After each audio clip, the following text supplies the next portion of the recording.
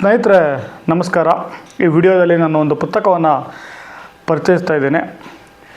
ಯಾರಿಗೆ ಶ್ರೀಮಂತರಾಗಲು ಇಷ್ಟ ಇರಲ್ಲ, ಯಾರು ಲಕ್ಷಾಧಿಪತಿ ಆಗಲು ಇಷ್ಟಪಡಲ್ಲ, ಎಲ್ರಿಗೂ ಹಣ ಅವಶ್ಯಕತೆ ಇದ್ದೇ ಇರುತ್ತೆ. ಕೆಲವರು ಹುಟ್ಟಿನಿಂದಲೇ ಶ್ರೀಮಂತರಾಗಿದ್ದರೆ, ಬಡವರಾಗಿ ಹುಟ್ಟಿದವರು ಕೂಡ ಕೆಲವರು ಆನಂತರ ಶ್ರೀಮಂತರಾಗ್ತಾರೆ.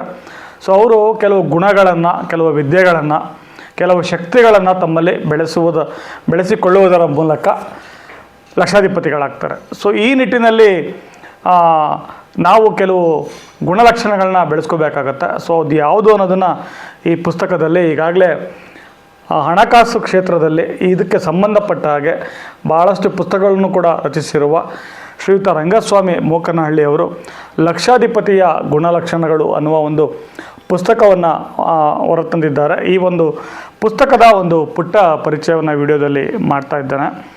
ಲಕ್ಷಾಧಿಪತಿಯ ಗುಣಲಕ್ಷಣಗಳು ಅಂತಲೇ ಪುಸ್ತಕದ ಶೀರ್ಷಿಕೆ ಕೊಟ್ಟಿದ್ದಾರೆ ರಂಗಸ್ವಾಮಿಯವರು.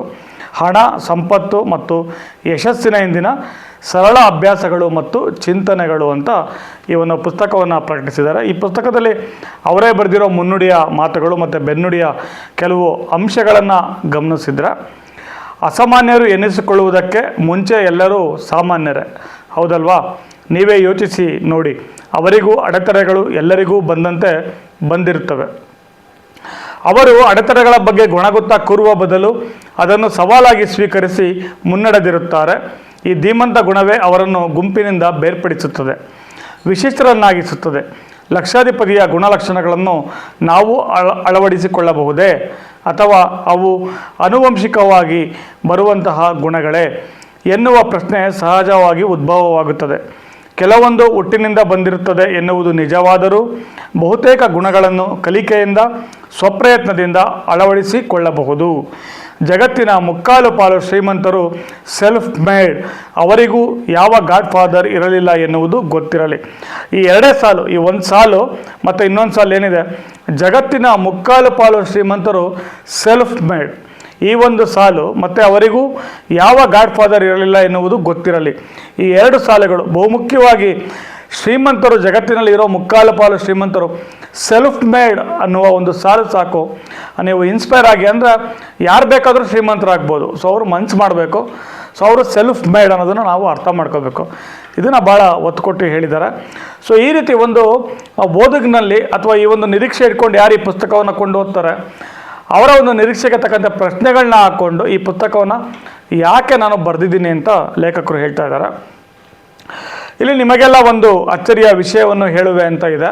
ಸೊ ನನ್ನ ಪ್ರಕಾರ ಈ ಪುಸ್ತಕದಲ್ಲಿ ಒಂದಲ್ಲ ಹಲವಾರು ಅಚ್ಚರಿಯ ವಿಷಯಗಳಿವೆ. ಒಂದು ಹೇಳೋದೇನೆಂದರೆ, ಅಚಾನಕ್ಕಾಗಿ, ಅಂದರೆ ಲಾಟರಿ ಮೂಲಕ ಹಣ ಗಳಿಸುವುದರಲ್ಲಿ 70ಕ್ಕೂ ಹೆಚ್ಚು ಪ್ರತಿಶತ ಜನ ಒಂದೆರಡು ವರ್ಷಗಳಲ್ಲಿ ದಿವಾಳಿ ಎದ್ದು ಹೋಗುತ್ತಾರೆ ಎನ್ನುತ್ತದೆ ಸಂಶೋಧನೆ. ಅದು ಯಾಕೆ ಅಂದರೆ, ಅದೃಷ್ಟ ಬಂದು ಲಾಟ್ರಿ ಹೊಡೆದ್ಬಿಡ್ತಪ್ಪ, ಲಕ್ ಬಂದುಬಿಡ್ತು, ಅವ್ರು ಏನು ಮಾಡ್ಕೋತಾರೆ ಅನ್ನೋದೊಂದು ಎಕ್ಸಾಂಪಲ್ ಹೇಳಿದ್ದಾರೆ. ಅಮೇರಿಕನ್ ಬ್ಯಾಂಕ್ರಪ್ಸಿ ಇನ್ಸ್ಟಿಟ್ಯೂಟ್ ನಡೆಸಿದ ಸಂಶೋಧನೆಯಲ್ಲಿ ಲಾಟರಿ ಗೆದ್ದವರಲ್ಲಿ ಮೆಜಾರಿಟಿ 2 to 5 ವರ್ಷಗಳಲ್ಲಿ ದಿವಾಳಿ ಘೋಷಿಸಿಕೊಳ್ಳುತ್ತಾರೆ ಎನ್ನುವುದು ತಿಳಿದು ಬಂದಿದೆ. ಇದರರ್ಥ ಸುಲಭವಾಗಿ ಬಂದದ್ದು ಸುಲಭವಾಗಿ ಹೋಗುತ್ತದೆ, ಅಂದರೆ ಕಷ್ಟಪಟ್ಟು ದುಡಿಬೇಕು ಅಂತ ಹೇಳ್ತಾ ಇದ್ದಾರೆ. ನಮಗೆ ಯಾವುದು ಪುಕ್ಕಟ್ಟೆ ಬೇಡ, ಸುಲಭವಾಗುವುದು ಬೇಡ. ಕ್ಷಮತೆ ಹೆಚ್ಚಿಸಿಕೊಳ್ಳೋಣ, ಇಲ್ಲಿನ ಗುಣಗಳನ್ನು ಅಳವಡಿಸಿಕೊಳ್ಳೋಣ. ಅವು ನಿಜಕ್ಕೂ ನಮ್ಮೊಂದಿಗೆ ಕೊನೆಯವರೆಗೂ ಬರುತ್ತವೆ ಅನ್ನೋದನ್ನು, ಅಂದರೆ ನಿಮ್ಮ ಒಂದು ಸ್ಕಿಲ್ಸ್ನ, ಕ್ಷಮತೆಯನ್ನು ಇಂಪ್ರೂವ್ ಮಾಡಿಕೊಂಡು ನೀವು ಶ್ರೀಮಂತರಾಗ್ಬೋದು.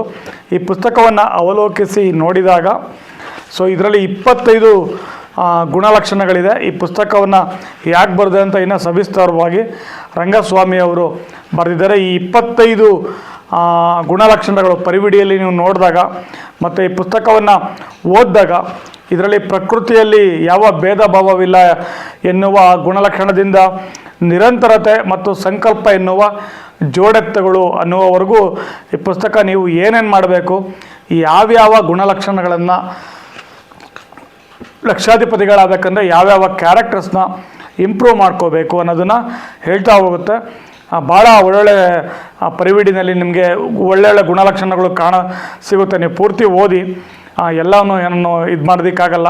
ಇದರಲ್ಲಿ ಗಮನ ಸೆಳೆಯೋ ಕೆಲವು ಲಕ್ಷಣಗಳು, ಗಡಿಯಾರ ನೋಡಿ ಕೆಲಸ ಮಾಡಬೇಡಿ ಅನ್ನುವುದು, ಕಲಿಕೆ ಎನ್ನುವುದು ಜೀವನ ಶೈಲಿ ಆಗಬೇಕು ಅನ್ನೋದು.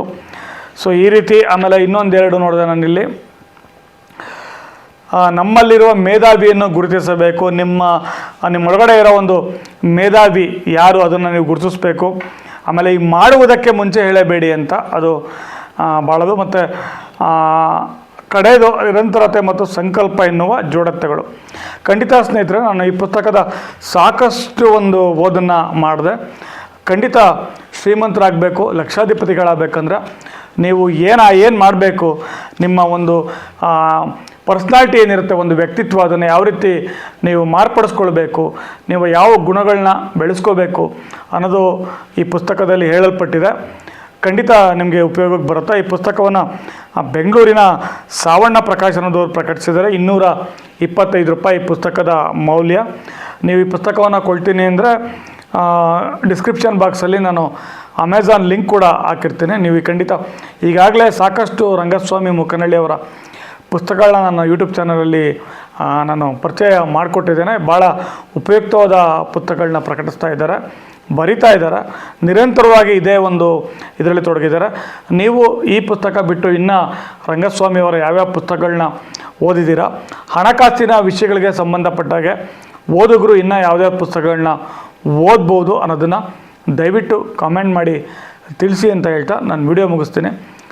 ನಿಮ್ಮ ಲಕ್ಷಾಧಿಪತಿಯಾಗುವ ಕನಸು ಆದಷ್ಟು ಬೇಗ ನನಸಾಗಲಿ ಎಂದು ಹಾರೈಸುತ್ತಾ ನಿಮ್ಮ ಪ್ರೀತಿಯ ಗುಬ್ಬಚ್ಚಿ ಸತೀಶ್. ನಮಸ್ಕಾರ, ಧನ್ಯವಾದಗಳು.